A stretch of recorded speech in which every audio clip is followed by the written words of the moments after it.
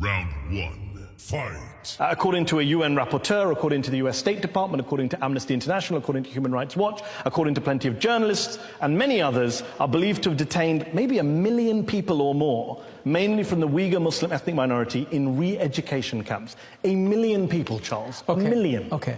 It's certainly not grabbing headlines in China.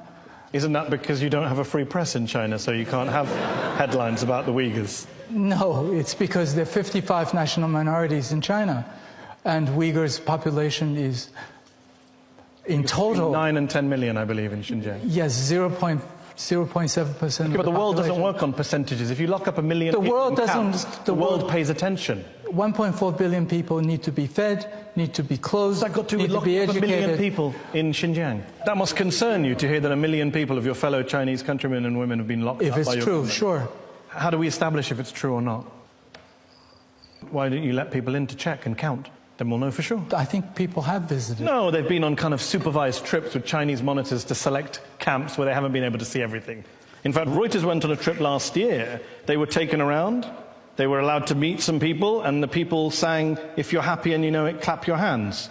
And Chinese government monitors stood in the room the whole time, and no one was allowed to speak to anyone independently. well, you know, Charles, that there are people who've been in those camps, who have come out of those camps, are now refugees in the US, in Kazakhstan, and they have testified to hooding, shackling, torture, sleep deprivation, sexual humiliation, starvation. This is what's coming out from people who've been in those camps in Xinjiang. If it's true, then it's certainly very bad. This is not my area of expertise, and I'm not involved in the politics, and I've never been to Xinjiang. I'm more concerned about the economic side. Round two, fight. There's another gentleman, he was very promising footballer.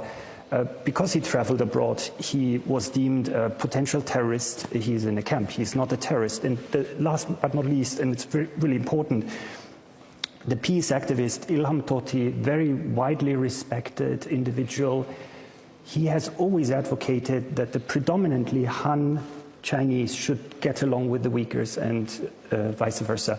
He was locked up for life for this kind of moderate advocacy on behalf of his own people. So I would say these 3 individuals need to be released immediately. The 1 million Uyghurs and Kazakhs need to be released immediately.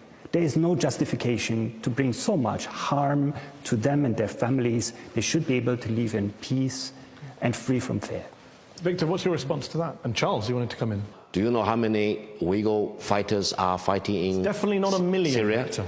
5,000 people. So why not lock up those 5,000 people? Each Uyghur fighter fighting in Syria has about 3 or 4 persons in their family fighting together.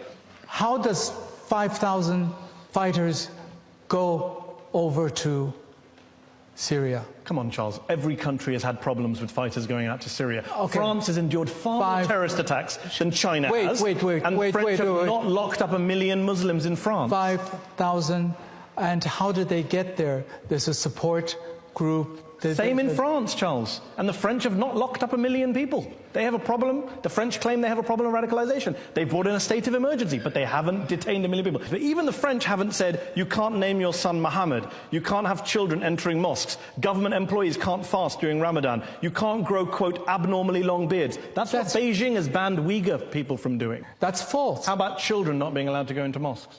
That's totally false. Why is it false? How do you know it's false? Because I've seen the photos of the signs. There are photos of the I have a neighbor, immediate next door neighbor, who is Muslim and who goes to mosque with his children. in Beijing. Yeah. He's not in Xinjiang. On the one hand, you say, don't ask me, I don't know anything about this. But then you jump in to say everything's fake. Final round. Fight. Stephen, let me ask you this. You're listening to Charles and Victor saying this is propaganda. What do we know? What does the evidence suggest to you that you've seen that can be corroborated about what's happening on the ground on a place like Xinjiang? What we do know of the political system is that the Communist Party of China has a monopoly of the truth and a monopoly of history in China. Therefore, what they say must be true is by definition, and what anybody else has to say that does not coincide with what the party says are false news.